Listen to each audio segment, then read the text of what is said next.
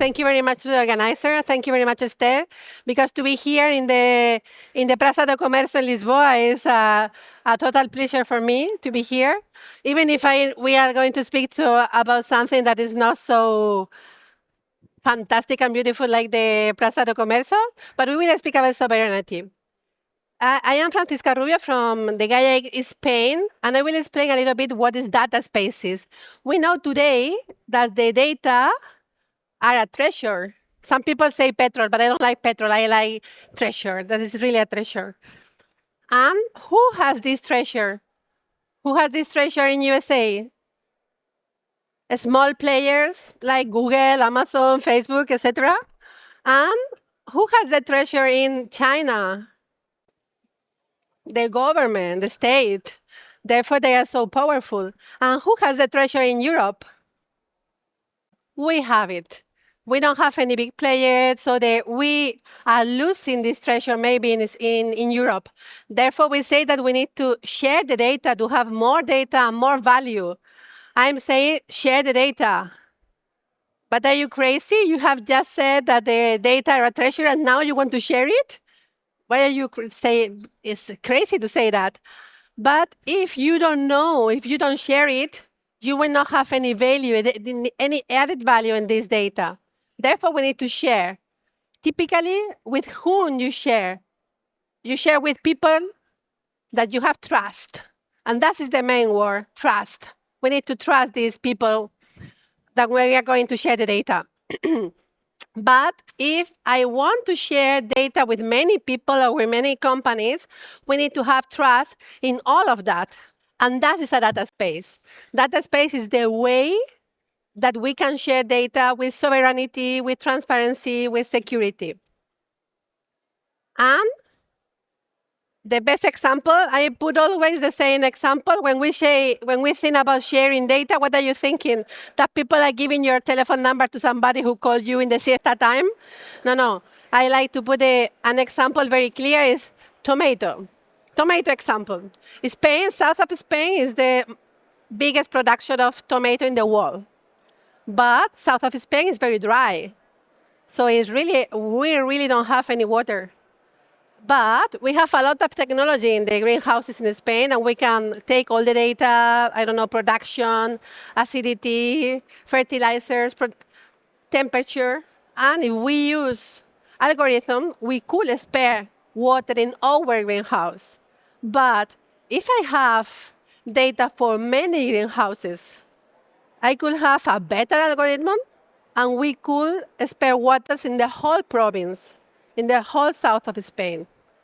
And it will be a win-win operation. That is our added value to share the data.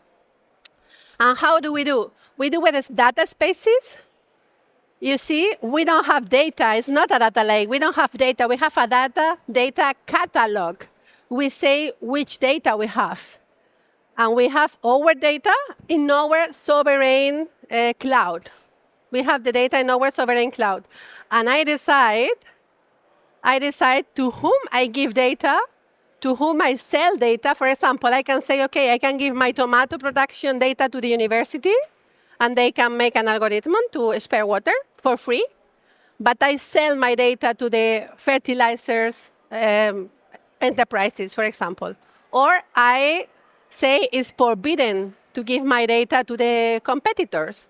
So I decide to whom go the data, because I don't put here the data, I put only the catalog with my conditions. But also we can have a catalog of algorithms, for example, which services we can do, which artificial intelligence we are going to use. Or even I can put also tick services, for example, computation, anonymization, whatever. Everything in a trust way that we can share the data. Thus, the most important at the end is to have scalability and interoperability. What we want in Europe is to have that from any data space, I can speak with other data spaces because we use the same standards. Therefore, we need to provide these standards. For example, how we are going to exchange the data with connectors, for example, how we are going to do the identity or the catalog, and how we are going to do the compliance. You will hear a lot. If you look data spaces you look for data spaces in the web, in the internet, it's crazy. Even ChatGPT will not give you good good inputs because there is a lot of initiatives. For example, we have BDBA, Fireware, GaiaX, IDS. The most difficult in the data spaces is to learn all the names for the different initiatives. Now we have Data Space Business Alliance and Data Space Support Center who try to make the convergence for all these actors, all these players. Here you can see a schematic how it works. In the blue part, we see like the politic. We see European Union, but we see China, Japan, USA. But you are saying that you are competing with them, no? But it's a great idea. Data spaces is a really very great idea. Therefore, they are working already also in data spaces. Japan is working in our same working group. China is developing 100 data spaces now in China. And some states in USA, like California, for example, are working with us also in the data spaces. Here we have the big initiatives. Each one is doing a different work. For example, data models, or how we do the data sharing, or the trust framework like Gaia, for example. And now in yellow, we have the software, the implementation of the software. So that is the real bricks that we can use for the software development. We have, for example, Eclipse, or we have Fireware, or Simple. Simple is a European Commission objective. They are doing with the money of the European Commission, for example. But what is doing GaiaX ASBL? I am from GaiaX Spain, but that is from GaiaX ASBL. They are trying to connect, therefore we are X. They are trying to connect both part of the X, data ecosystem and infrastructure. Typically, we speak about data or infrastructure, but it's difficult to link both together. Therefore, GaiaX and another initiative are working about it to say, okay, where are the data storage? How do we send or transfer or use the data? And how we are going to do the data processing. Therefore, GaiaX is writing some documentation about the different parts. For example, technical compatibility. How can we do the architecture, the data chain, the identity? That is really important when you want to be interoperable. Now people want to be interoperable. Until now, the people were only thinking about connectors, about identity, but now we need to see also how we are going to connect them, how we can interoperate between them. So here we have some technical compatibility, and here we have also the compliance. For the compliance, we use the Digital Clearinghouse. But also, we have some projects that you can analyze, the Lighthouse project that you can find in the website. That is an example. We have 3 ecosystems, each one with a different identity, different rules. If they have different rules, different identities, it's difficult to be interoperable. Therefore, we need to create this standardization to be interoperable between the different ecosystems. But now, what about the cloud? We are speaking about sovereignty in this session. I remind you the X. And we say always in GaiaX, we say that the data doesn't flow on rainbows. We need something physical to put the data. Therefore, we have also a lot of communication with the people of the cloud. You know, now in Europe, we have created the Cloud Sovereignty Framework. It's mainly based in the work, for example, in the France Cloud de Confiance, or in Germany, the Sovereign Cloud. And they are given some standards to have these sovereignty objectives. How can we push that? The only way to push that now is by contracting authorities. When somebody will contract any cloud, you can use in this typically public contracting authorities, you can put your rules. And in your rules, typically, you can use the sovereignty objectives and the sovereignty assessment. I will explain here in the next slide. We have some objectives of sovereignty in Europe: strategic, legal, data, supply chain, sustainability, security, technology, and operations. Each one have a different weight. So you can make the calculation and you will see which is your sovereignty score using this weight and using these objectives. But also we have different levels of assessment in my cloud. I can have, for example, for the tomato example, maybe I don't need sovereignty. I can use the seal 0, where everything can be non-European Commission. Or maybe I need seal 2, where I have the cloud here in Europe, but it's controlled with the law in Europe, but maybe I'm using an American enterprise. Or I can have seal 4 if I am speaking about defense, military use, for example, where everything should be in Europe. Therefore, we have different assessment, different level for one side, and we have different objectives for the other side. With that, you can have the score or just sovereignty. And this type of score could be used for public contract. So be careful if you go for a public contract, because maybe they will give you something similar to that. And now I will give you some examples, because tell me the truth, you didn't understand anything, because it's very difficult. All the data spaces and all the sovereignty is very difficult to understand. But I will give you a lot of examples. In Spain, what we do is to create the ecosystem. In Europe, what they do is to create the methodologies, the architecture, etc. And in Spain, what we are doing, we are creating the ecosystem. How do? We do with working groups, typically technology, but not forget legal and ethic. We need to work in the 3 axes.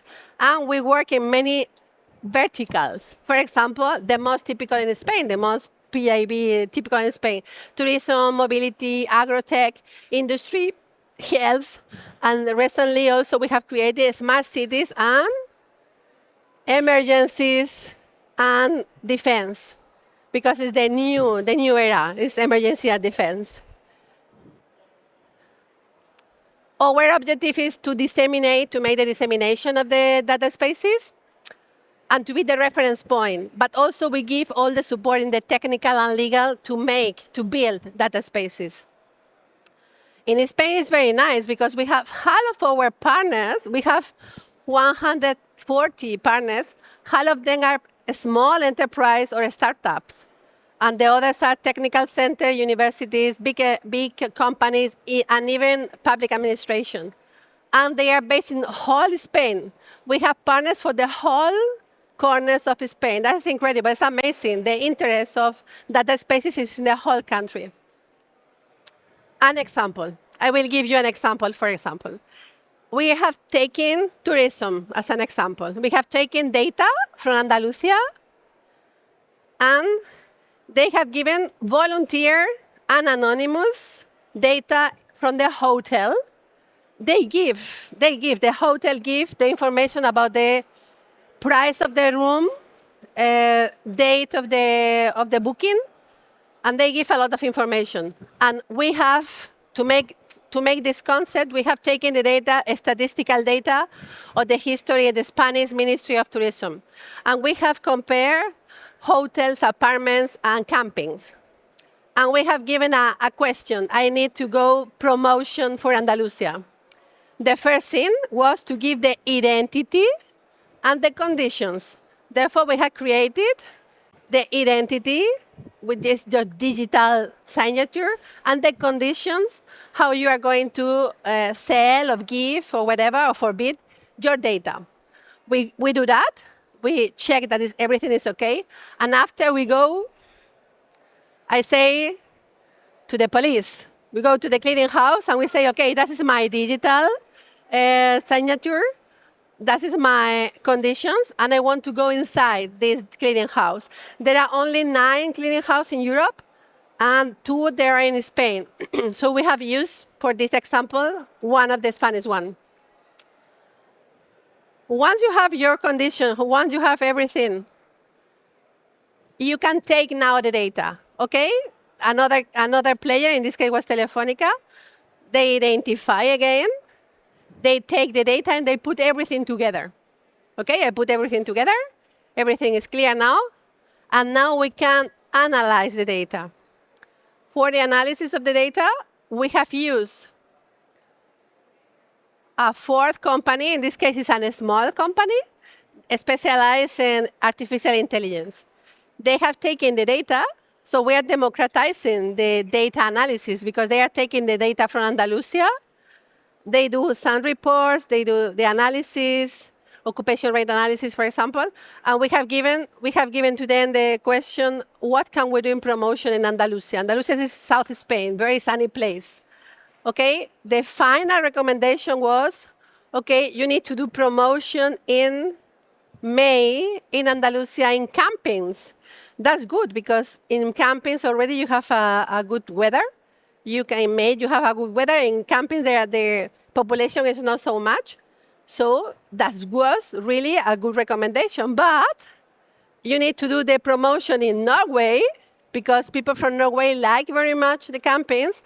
And you need to do the promotion the third week of January because people in Norway, typically, they make the booking 3 months before, 3 months earlier. So we have, at the beginning, we had data with no use it. Nobody, only we have put in a graphic to show how many people were in Spain. But now we have given value to this data. That's what we really need to do. The artificial intelligence, what we need to do is to give value of this data.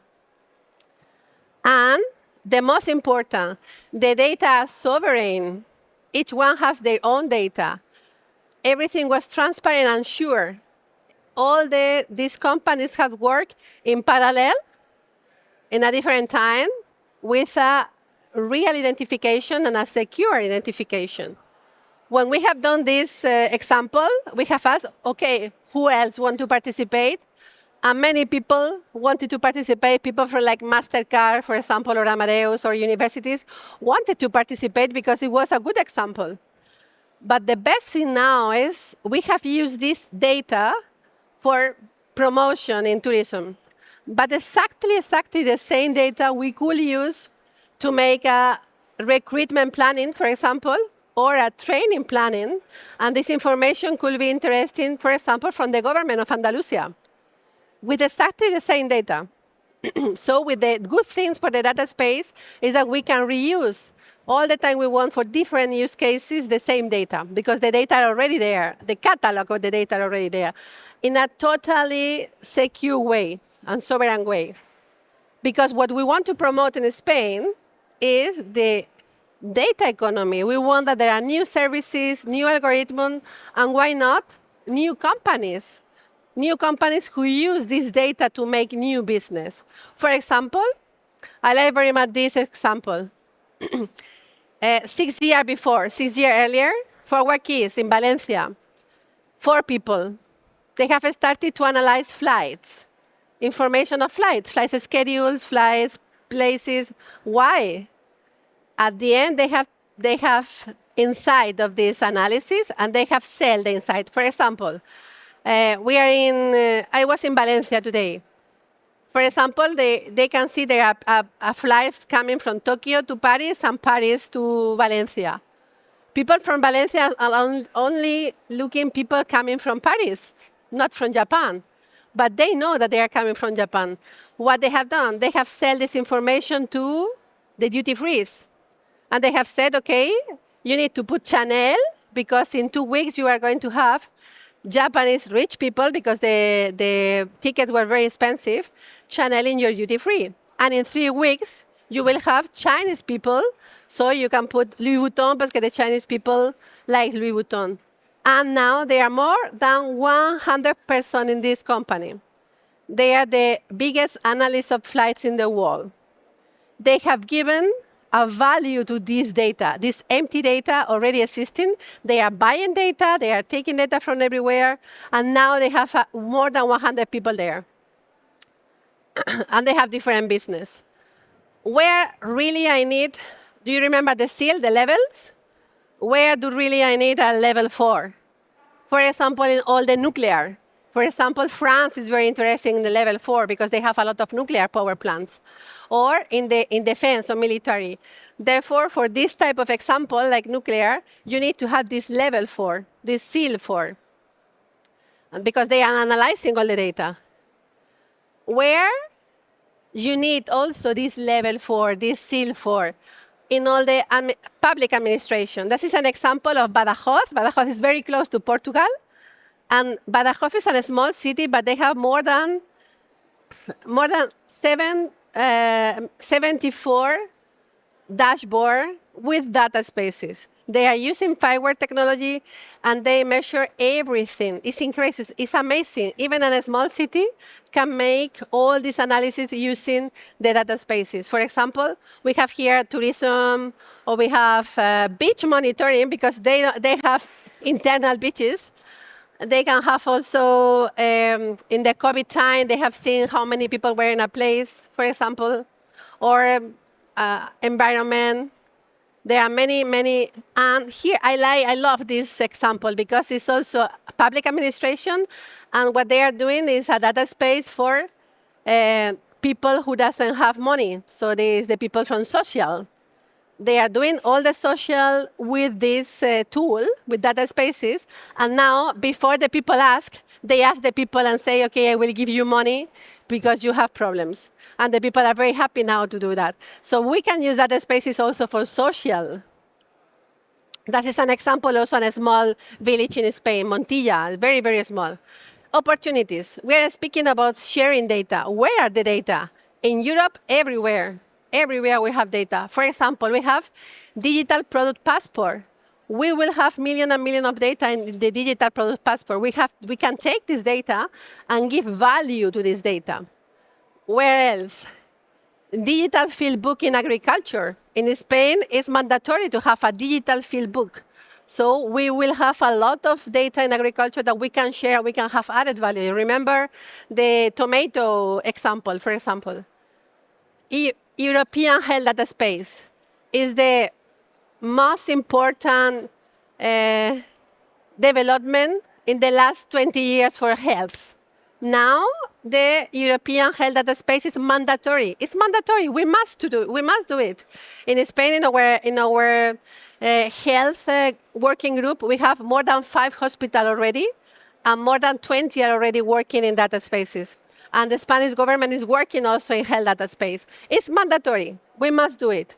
And we can use this data to give more help to the people.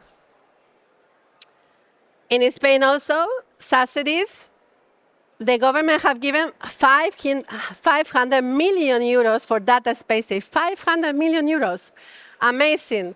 We have created more than 200 data spaces projects now in Spain, and now we are developing it. It's a great opportunity. And also for Portugal. The Gaia Summit this year is in Portugal. It's 20 and 21, 21st of November in Porto. Sorry, it's in Porto, it's not in Lisbon. But the Gaia Summit is in Portugal because Portugal is also investing in data spaces and also developing data spaces. So in summary, it's time for data, it's time for sovereignty, and it's time for data spaces. Thank you.